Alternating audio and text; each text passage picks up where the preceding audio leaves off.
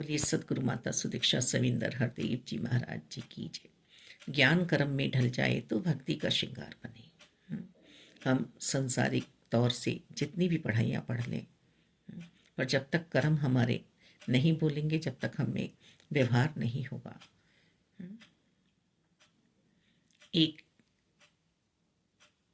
अनपढ़ कुछ निरंकार ने जो कलाएं दी हैं, चाहे वह खाना बनाने की कला हो, कपड़े धोने की कला हो, बर्तन मांजने की कला हो, सफाई की कला हो, सिलाई की कला हो, बुनाई की कला हो, पेंटिंग की कला हो, बोलने की कला हो, जब वह अपने जीवन में सुचारू रूप से निरंकार की कृपाओं को लेकर आगे बढ़ता है, आध्यात्मिकता का मार्ग तय करने की कला हो जाए, जिनको हम भक्त कह देते हैं, एक प्रभु से ही प्रीति लगी है बस। घर में हम देखते हैं कितनी गहराई से निरंकार को साथ लेकर हमारी मम्मियाँ, हमारे और माताएं, पिता, भाई सेवाएं किया करते थे, और आज भी हैं ऐसे भाव। सज रहे हैं, संवर रहे हैं उनके जीवन, श्रृंगार हुआ है आत्मा का।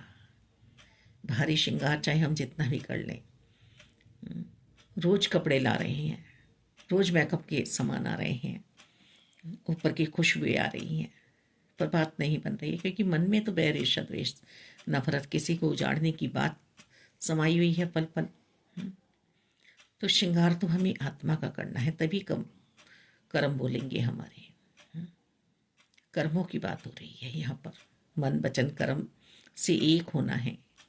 जो सुन रहे हैं उसको जीवन में ढालना है, मनन करना है। सत्संग सिमरन सेवा भाव में रहते हुए जीवन हमारा व्यतीत हो जाए। श्रृंगार आत्मी को ऊपरी भी चलेगा, स्नान तो करना पड़ेगा, नहाना तो पड़ेगा, कपड़े तो धोने पड़ेंगे, पर एक किताबी ज्ञान वाला भी हार सकता है। कहने का भाव यही है, यदि उसका व्यवहार सुंदर नहीं है, बैर ईर्ष्या से रहित नहीं है, एहसानों में सबको दबा रहा है, एहसास में रहकर निरंकार के तब कर्म करने थे, तब आगे बढ़ना था, तब बाबाई लूटता वो जीव। तो ऐसे सुंदर जीवन को हमें जीने के लिए कहा जा रहा है। सतगुरु जी के जरिए ये मानव चोले में निरंकार आए हैं कि तू सबके साथ अच्छा व्यवहार करते हुए जीवन में जी। आदर सत्कार जो तू चाहता है वो सबको दे, बड़ों को।